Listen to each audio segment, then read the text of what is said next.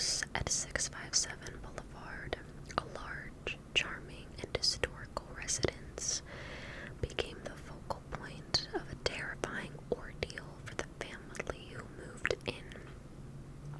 The Broaddus family.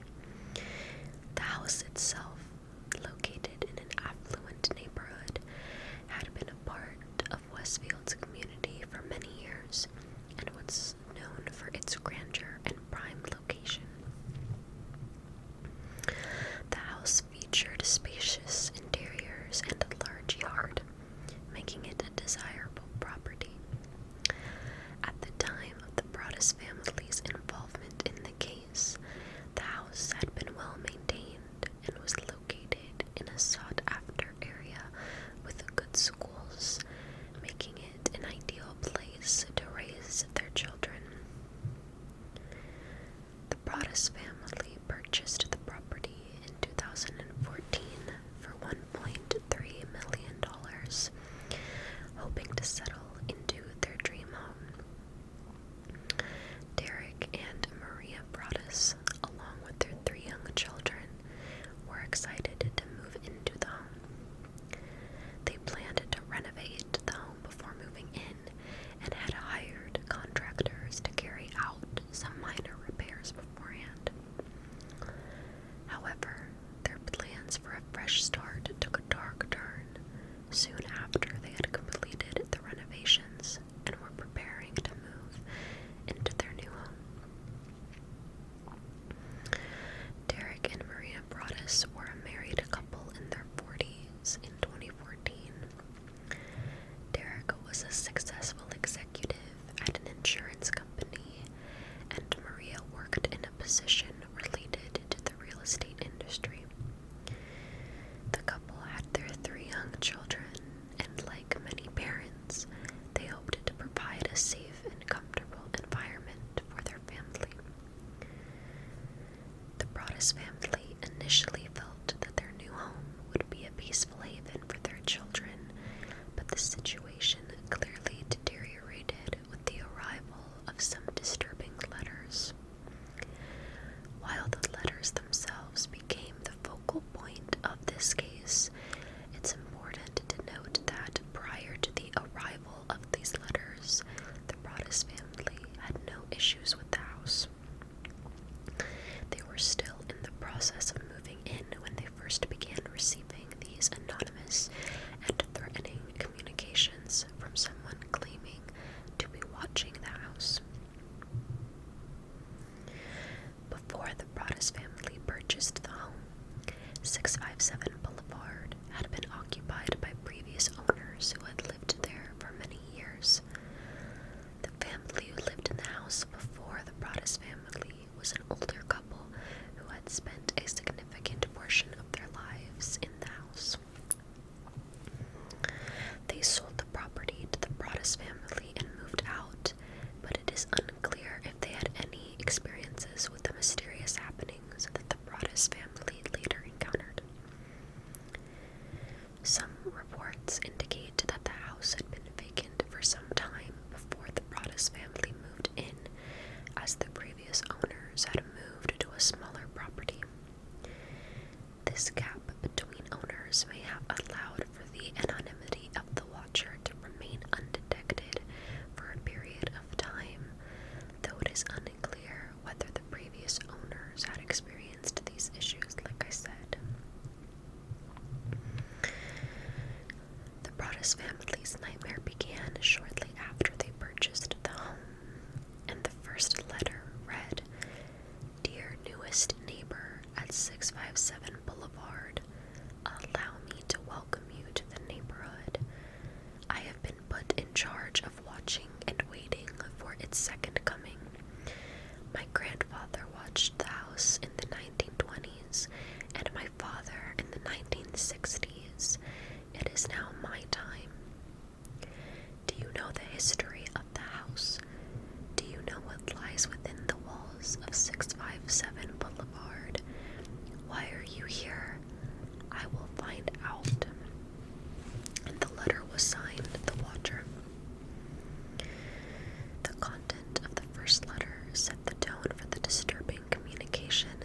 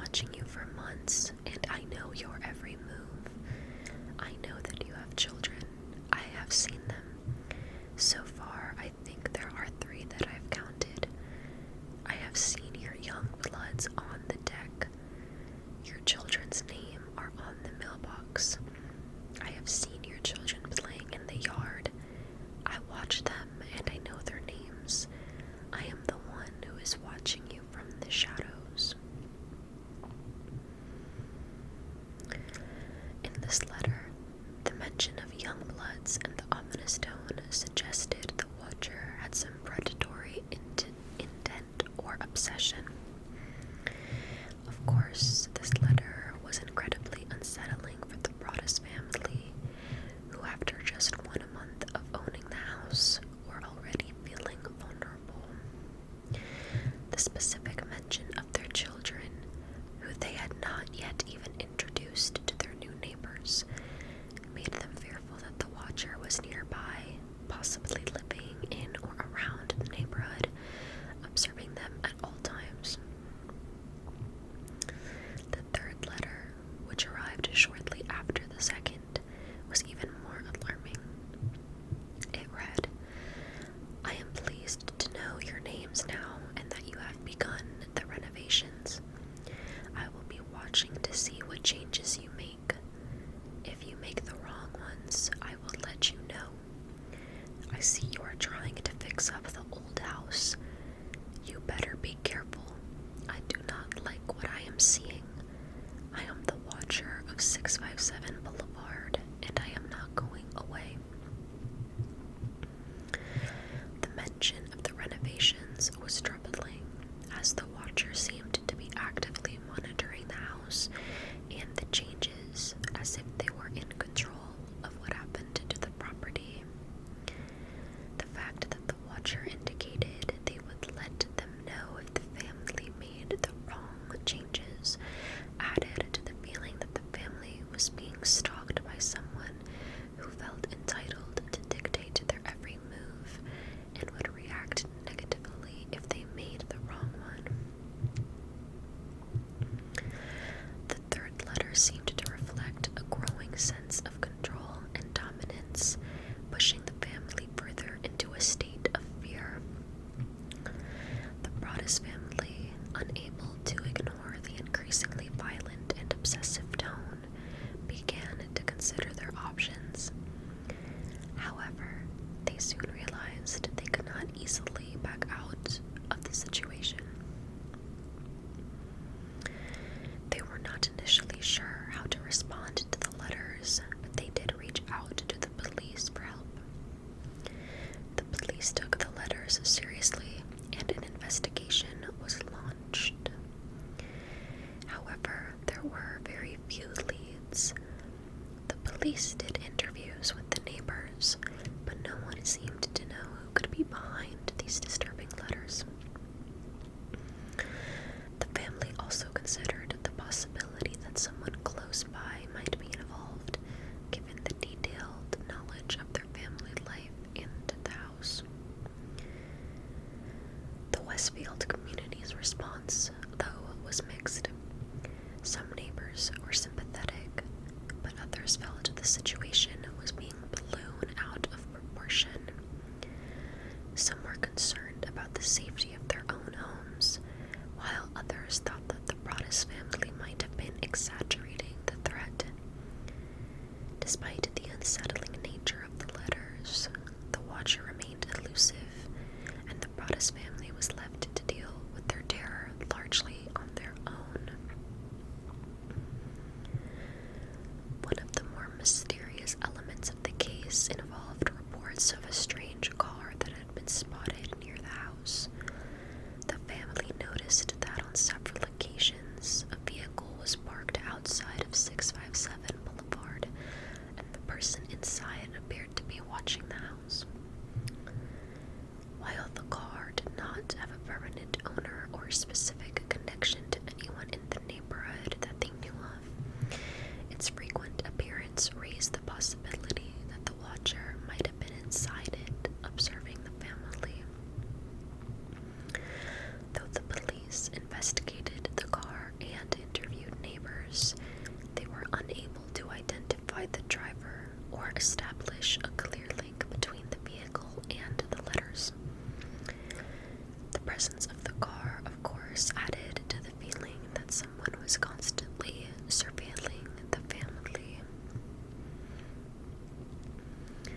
Of course, at this point, the family's desire to leave the house became a significant part of the ordeal. They quickly realized they could not sell the house or even rent it out, as word of the watcher spread through the neighborhood. The stigma attached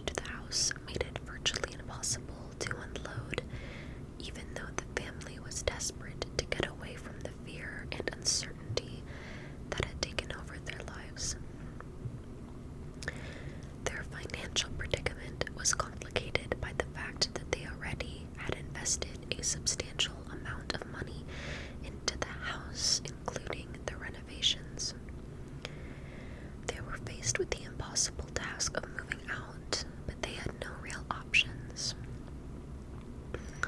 They couldn't afford to keep both their new home and to rent out a new place, and the threat of the Watcher seemed to overshadow their ability to move forward. Derek and Maria Broaddus sought legal counsel, but the situation became further complicated. They eventually filed a lawsuit against the previous owners of the house, alleging that they had failed to disclose knowledge of the Watcher's activities. However, the case did not result in a resolution, and they were left in limbo, unable to escape their terrifying situation. After much deliberation and an increasing sense of fear, the Broaddus family ultimately decided to abandon their dream home. The letters, the strange car, and the police investigation made it clear that they were not safe in the home. Despite the financial strain, the family could no longer bear to live in the house where they had once hoped to build a future. Despite an extensive investigation, the identity of the Watcher remains unknown, and several theories have emerged over the years as to who the Watcher could be and what their motivations might have been. One of the most widely discussed theories is that the Watcher is a local resident with a personal connection to the house or to the Broaddus family. Many people speculate that someone in the neighborhood might have had a long-standing obsession with 657 Boulevard and its history. The specific details in the letters, such as the knowledge of the family's children and the renovations being made, led some to believe that the Watcher might have been someone who lived nearby and had been observing the family from the beginning. In particular, the Watcher's knowledge of the children's daily activities indicated that they may have had a deeper understanding of the family's day-to-day lives, someone outside of the immediate vicinity could not have had. This theory would suggest a neighbor who either had too much time on their hands or someone who had a sense of ownership or entitlement to the house. Most of their neighbors were initially questioned, but none were ever definitively linked to the letters. However, there were reports of that car seen outside the house, but like I said, it was never connected to a specific person. Another theory points to the possibility that the Watcher could be someone connected to the house's previous owners. Like I said, the Broaddus family had purchased 657 Boulevard from an elderly couple who had lived there for many years. While the couple had no connection to the disturbing letters that we know of, some have speculated that the Watcher could have been a disgruntled person from the previous owner's circle or a family member who had lived inside the house. One piece of evidence that fuels this theory is the Watcher's reference to previous generations of watching. The letter mentioned that the Watcher's grandfather and father had also watched the house, which some took as a possible indication that the writer was a member of a long-established family who had some claim to the house's history. The mention of past generations suggests that the writer might have viewed themselves as a custodian of the house and its legacy, leading them to intimidate or control future occupants. Additionally, some of the letter's phrasing, such as the words like "we" or "our," has raised the possibility that the Watcher was someone with deep familial ties to the house or its history. However, this theory also poses challenges. The elderly couple who sold the house, while potentially familiar with the property, did not appear to have any connections to the events in the letters.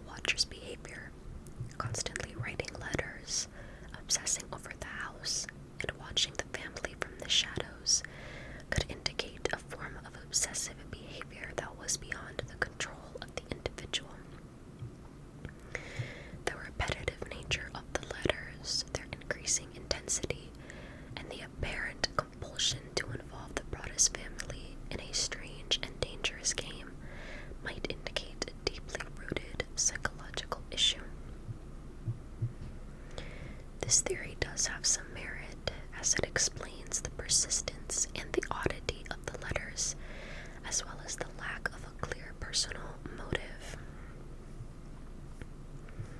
The last theory that we'll be discussing, the one that is less likely, is that the entire situation was a hoax or publicity stunt created by someone with an interest in creating media attention or stirring up fear.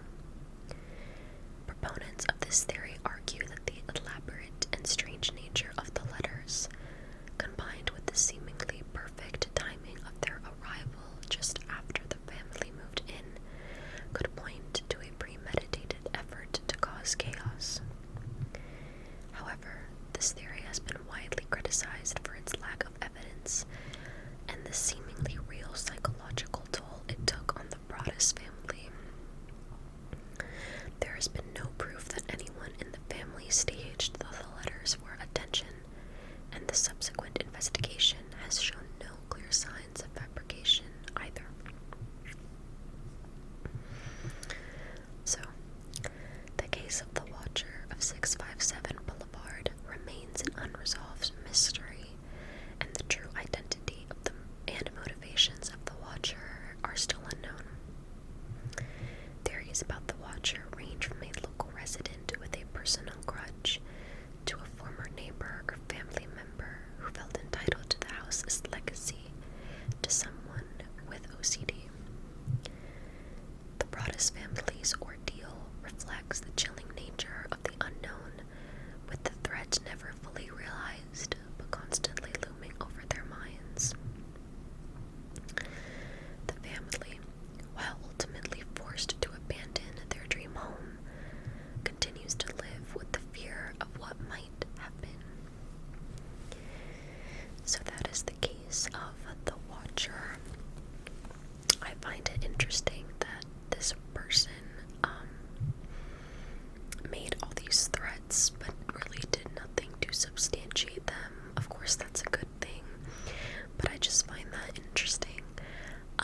This has to be a person that most likely isn't accustomed to real violence, and might have just gotten off on the psychological torment of people.